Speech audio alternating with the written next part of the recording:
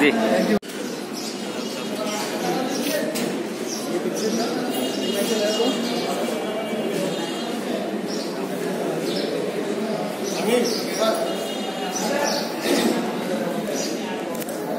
চলে যাচ্ছি আপনাদের যেরকম কাছাকাছি ছিলাম ইনশাল্লাহ বেশি কাছাকাছি হবো। আমি আমার আপনাদের ট্রান্সপোর্টও দেখবো ইনশাল্লাহ।